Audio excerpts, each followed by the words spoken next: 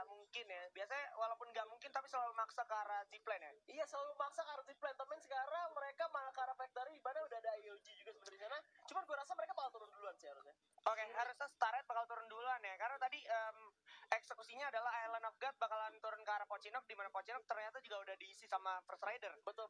Tapi ini once again di Mars Electric ya, Dranixnya ada early fight lagi kayak game sebelumnya. Yes, dan tadi gue sempat notice juga di game pertama, Ame dan kawan-kawan itu mengamankan ini ya, Clock Tower ya. Betul. Dan kalau misalkan lu bilang tadi Alter Ego ini jalurnya keras banget, mereka benar-benar keras sih, Ji. Mereka berani banget bagi dua vision kayak gini di dua kota berbeda. Langsung coba ditembak di sana oleh Hans, langsung coba dengan 1887-nya melawan Starret di mana Gareth tengah darah dia. Oke, dilewatin sedikit satuan dua, nggak mungkin Mas Hans. Langsung aja coba dihabisin gitu aja oleh Gareth sebentar di lain. Masih ada Rolls juga, masih dengan MP40-nya. Coba Decoy, sedikit lagi melawan Hayabusa. Udah kelihatan Gareth berhasil mendapatkan Hans di sisi lain.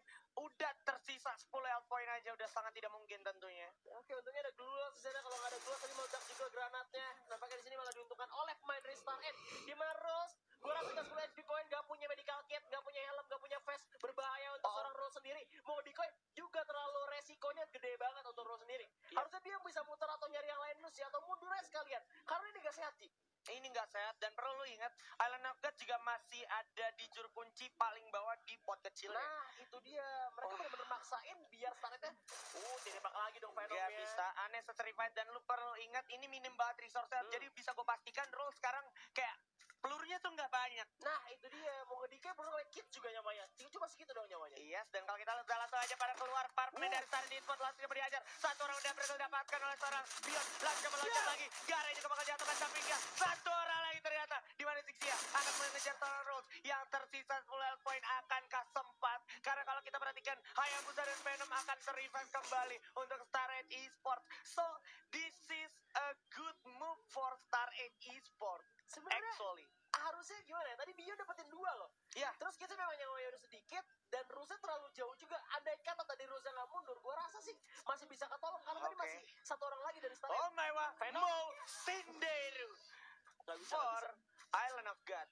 Jadi gini, kalau misalkan juga dari gue lihat ya, Rusa bilang, nyawa gue 10, gue gak punya medical kit, gue cari dulu ya. Tapi dua orangnya malah fight, kayak Bionnya mau maju. Terus kitnya juga gak mau gerak. Jadi kayak Rusa mundur, tapi dua orangnya masih mau komitmen fight. Enggak, lebih ke arah si Kit sama Rosa, bukan Kit sama Rosa, Kit sama Bionnya tadi gue liatnya kayak dia mau mastiin kalau Star 8-nya itu nggak ngintilin si Rolls, karena kan Rolls dikirim untuk pergi duluan kan. Iya, tapi yang terjadi adalah Star 8-nya bener-bener nabrak, udah kayak terobos aja lah pokoknya lah. Iya, karena memang kalau misalkan Starret sadar sendiri, memang dari IOG sendiri memang gak punya resource yang banyak gitu ya. Gak sebanyak, kayak mereka habis dapetin satu juga, siapa tahu ada bounty juga mungkin mereka punya. Itu kan lebih nguntungin juga kan, kita gak tahu, karena mereka udah dapetin NSC duluan. Iya, dan tadi kalau boleh gue bahas sedikit, di mana sebenarnya tadi Island of God bisa mempunyai chance turun ke arah Pochinok, ke rumah labirin dan ke rumah beton ya. Iya. Tapi mereka belok ke arah ini ya, ke arah factory. Dan itu movement yang cukup berani menurut gue. Karena mereka ngeliat ada first rider duluan. Oke. Mereka bakal ke juga kayak sama aja, lu ke factory bakal ada yang tabrak, lu ke Pochinok juga bakal ada yang tabrak. Tapi sebenarnya kalau misalkan lebih enaknya ke Pochinok sebenarnya. Lebih enak ke Pochinok, dan perlu lu ketahuin lagi sekali lagi nih, gue mau jelasin untuk custom room turnamen dari official Garena itu, lu nggak bakal tahu lawan lu siapa. Nah, ketika lu dapat point kill, lu juga nggak tahu siapa yang lu kill. Iya, kayak terusnya kayak XX doang gitu. Iya. Kayak gak ada tulisan nama. Jadi ini nggak ada incer-inceran ya. Benar. Jadi emang ini pure insting ketemu musuh lu aja gitu. Iya, kita nggak tahu nih musuh timnya siapa gitu. Bener itu. Jadi untuk memperjelas atau memperpaham gitu ya. Biar tidak ada kesalahpahaman di antara kita. Betul. Biar gak ada kerjasama, dikirain tuh kerjasama gitu ya. Gak ada. Teman-teman ada sama, tapi mereka tuh nggak tahu satu sama lain gitu. Iya. Ini dia. Aura sekarang udah terlihat cenderung menggunakan kaleng ya kalau kemana-mana ya. Dari tadi juga di ronde pertama itu malah jadi bumerang sebenarnya untuk dia. Untuk Aura ya, terbalik mobilnya. Nah ini dia. Ada Alter Ego lagi gue bilang jalur keras dilalui oleh partner dari Alter Ego. Venom berhasil mendapatkan klien dari arah kejauhan, sudah terkenap dan langsung dihabisi begitu ya dengan SKS dari seorang Venom. Yes, dan kalau misalkan gue lihat dari Alter Ego sendiri, sebenarnya dia ngorong masih kencang, cuma tim lain tuh mainnya tuh masih kayak liga banget, ngamanin satu kompon, tunggu zona gerak dulu. Dan di sini Gara masih nembak arah Moon, coba untuk meledakin mobil kaleng birunya, udah coba meledak kayak bakal turunnya, tapi sisi lain juga ada Aura. Jakal datang dan tim 6 juga join to fight tampaknya.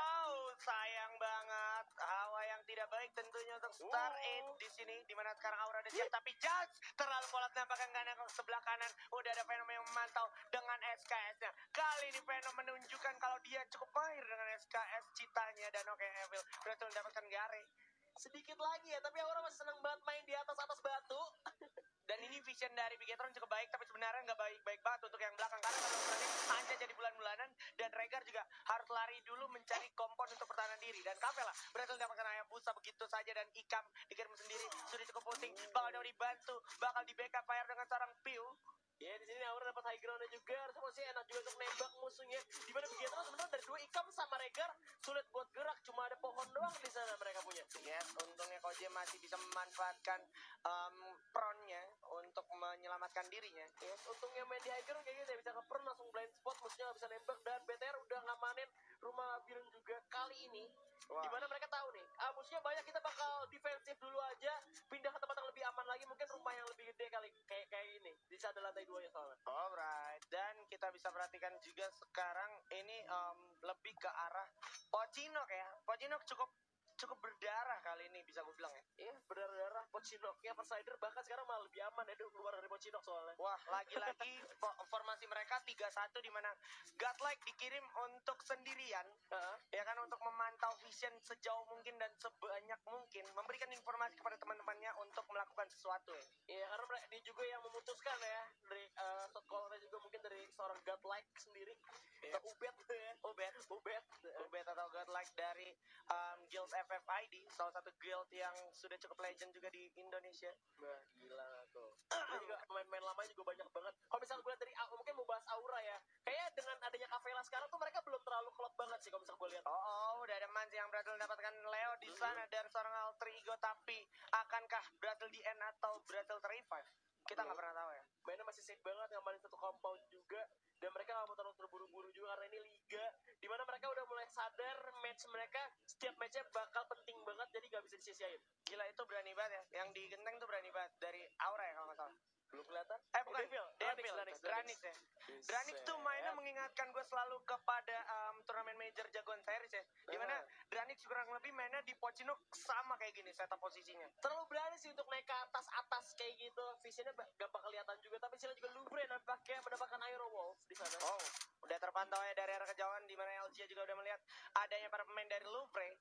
Lagi-lagi posisi 2-2, sementara Guns juga udah mulai melakukan upaya pendekatan ke arah Louvre Golden Tulip. Gue inget banget Louvre pernah setup kayak gini juga, yang majunya pelan-pelan, atau tim lain ya. Kayak ini sama, ini ternyata tempat rumah yang di bawah. Black cukup berani dengan kaleng, langsung coba gerakan rumah L. Makankah langsung terabrak, bener aja, tapi enggak, ternyata dilewatin aja. Yes, mereka harus pelan-pelan di sini. Dan kita start it juga Zixia bersama Venom masih berusaha untuk bertahan. Di mana di bawah juga udah ada tim Onyx yang mulai melakukan pergerakan dari Elysium sendiri. This is not good for Starred, karena kalau lu perhatiin ini udah ada yang fight juga, dan kalau kita lihat udah ada Black juga berhasil dapatkan satu orang, dua orang sekaligus Bane juga berhasil dapatkan satu orang, dan dia Aerowolf harus tumbang di posisi ke-11. Sementara itu harusnya Starred nggak bisa melanjutkan perjalanannya karena ada Louvre Golden Tulip di depannya. Tadi masuk ke dalam pos, tiba-tiba langsung nembak. Itu sebenarnya ada timingnya loh. Pas lagi lompat, lu gak bisa langsung nembak kan? Bener. Kalau misalkan lu sadar, itu bisa langsung dibalikin sebenarnya. Cuman entah kenapa itu dari tim Aura Wolf-nya gak sadar akan hal itu gitu. Yes, itu pergerakan sneaky dari Black, harus gua acungin jempol, karena tadi gua juga expect-nya si Black tuh masih ada di dalam kaleng, nggak berhenti, Pak. Ya, dan gue pikir juga tadi sebenarnya waktu lagi di pos tuh dia nggak mau masuk ke dalam sana, karena di glow-nya masih ada kayak sisi kelihatan buat nembak gitu. Iya. Dan ini zonanya sudah berpihak jelas ya ke arah Pochinok. Kita tinggal tunggu ada danger zone-nya aja nih, biar Dona tadi kasih saus ya. Dikasih saus, kata Bapak jadi santuy ya. Iya, dan kita lihat sekarang di arah Alter Ego lagi-lagi bakal lakukan clash melawan Bigetron. Ikam di sana udah memantau dengan M60-nya, masih bisa di-recover terlebih dahulu para pemain dari Alter Ego. Oke, bakal coba untuk ditip dulu, pasti dipantau oleh pemain dari Bigetron sendiri.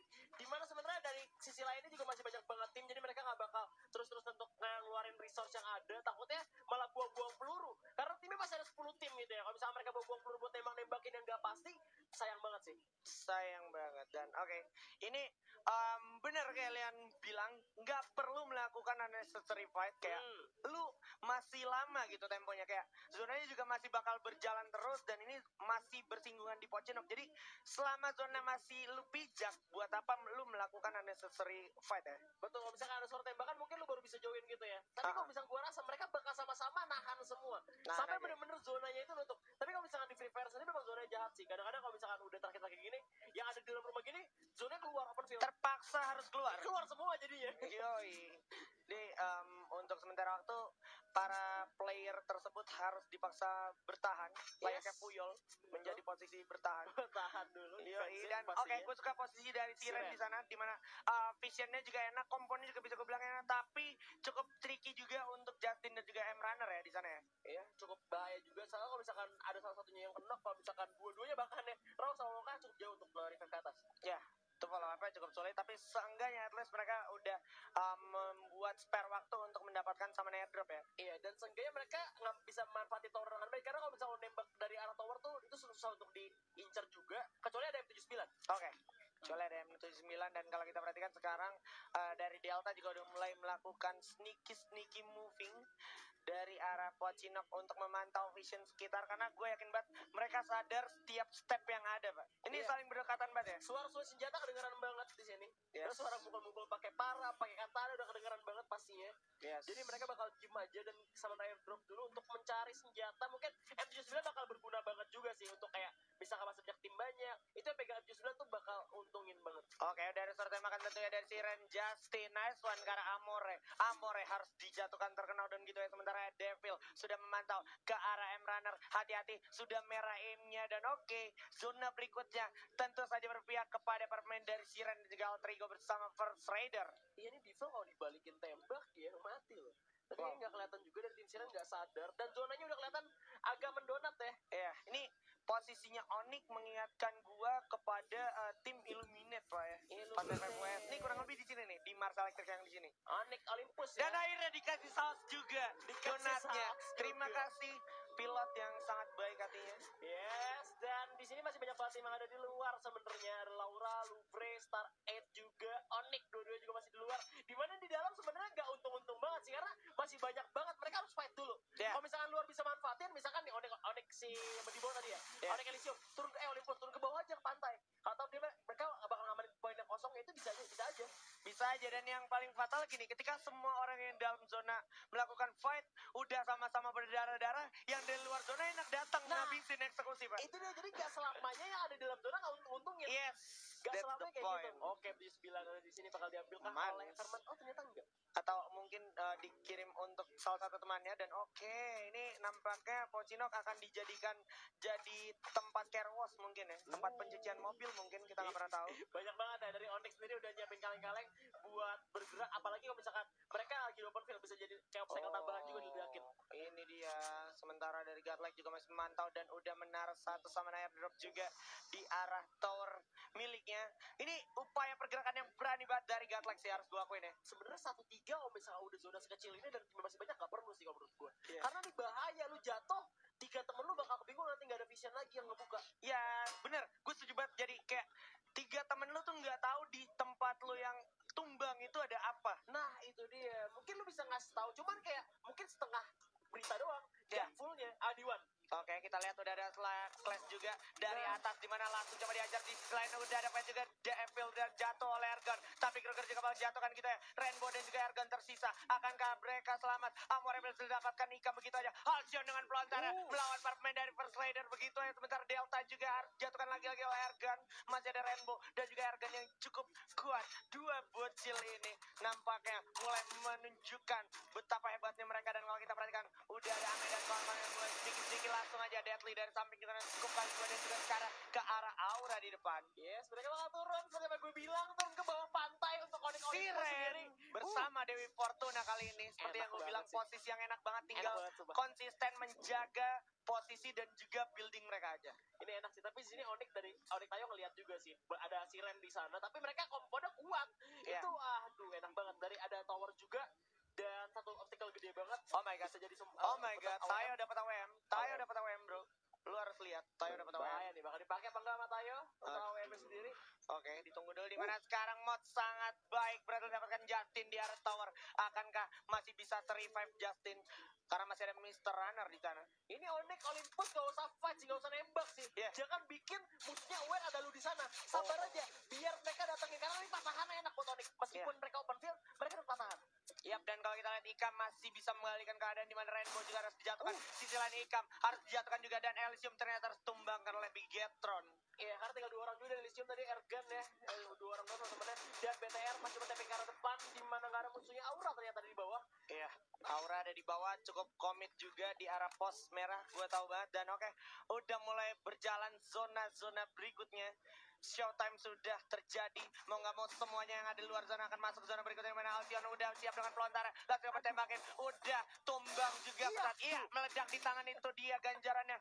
Main-main pelontar terlalu berbahaya tentunya. Sementara Zigzag berhasil mendapatkan satu orang lagi. Ame berhasil mendapatkan Regar juga langsung coba dihabis begitu ya. Vendetta juga akan tereliminasi. Tapi Pio, jalannya yang cukup sulit ditempuh karena ada Deadly dan kawan-kawan. Sementara Membrader dan sampai mencari Eldia. Tersisa bersama Beck. Coba diadu terus. Terlalu berbahaya. Masih ada Leo dan kawan-kawan dari Alter Ego. Sementara Capella dari jauh dengan AWM-nya sungguh luar biasa berhasil melantakan para pemain yang ada di depannya. Sementara Tayo juga berhasil mendapatkan LG di sana untuk Lovre. Tersisa 2 orang aja dan Zixia lagi-lagi dengan satu peluru masalahnya yaitu pelontarnya. Oh my god. Ya, di sini Onyx malah lebih untung ya, di mana tim dari Siren malah sekarang harus lebih dirugikan. Mereka harus turun dulu dari tower, mereka harus keluar dulu, harus ke bawah jembatan itu mah agak sulit karena ada Starry di sana. Wow, dan sekarang posisinya 3-1 lagi-lagi dilakukan oleh Onyx, di mana Onyx akan memantau dan mempunyai vision yang cukup banget, di mana Aura seandainya mau masuk zona berikutnya itu nggak luput dari pandangan Onyx. Dan oke, M-Runner berhasil mendapatkan mods begitu aja, bakalan turun dulu, di mana Tayo juga udah siap-siap dengan kehadiran tim-tim yang ada di depannya harusnya. Dan oke, ini bakal brilian banget untuk Tayo. Ini harusnya bisa buya si Onyx Olympus ya. Yes. Dan Siren juga menggunakan AWM di sana, pakai masih ada 2 dan Beck juga berhasil dipulangkan. Louvre harus puas masih ke 6. Yap, masih dipantau terus di mana Wonka masih survive, masih lengkap 4 orang dan juga 4 poin kill yang terjadi untuk permain dan Siren. Nggak bisa kemana-mana lagi Alter Ego, tapi Amrano juga bakal jatuh begitu ya. Zixia juga udah ada di bawah bersama Rao, bersiap-siap ya, tapi masih Starret Esports menjadi kill leader, di mana Ame dan kawan-kawan langsung siap melawan para pemain dari Starret. Zixia udah jatuh begitu ya, sisa Wonka dan juga Rao langsung dari Siren Esports. Dan oke, Wonka juga bakal tumbang. Aura masih ada di jalan, tapi nggak bisa berbuat banyak. Tersisa 3 sekarang, Koje, Ical, Jans dan Capella masih survive ternyata. Aduh, Onyx di bawah susah buat ngajar. Aura datang dari atas. Mereka bisa ngajar Onyx Olympus langsung. Itu posisinya enak banget karena Yes. mereka di bawah semua. Wow. Aura masih 4 orang. Venom masih bisa manfaatin aja. Udah biar mereka perang aja dulu. Oh my god, Ical masih dengan 1 MP40, sementara Capella juga udah siap. Sementara Koje dari arah kolong jembatan memblok jalannya Venom. Oke, Showtime udah jatuh Tayonya, bakal diadu dan duar Aduh. terkena landmine. Tersisa 1 orang Bisa. lagi yang bakal ada di luar Aura. zona, and that's it. This is Aura Esports.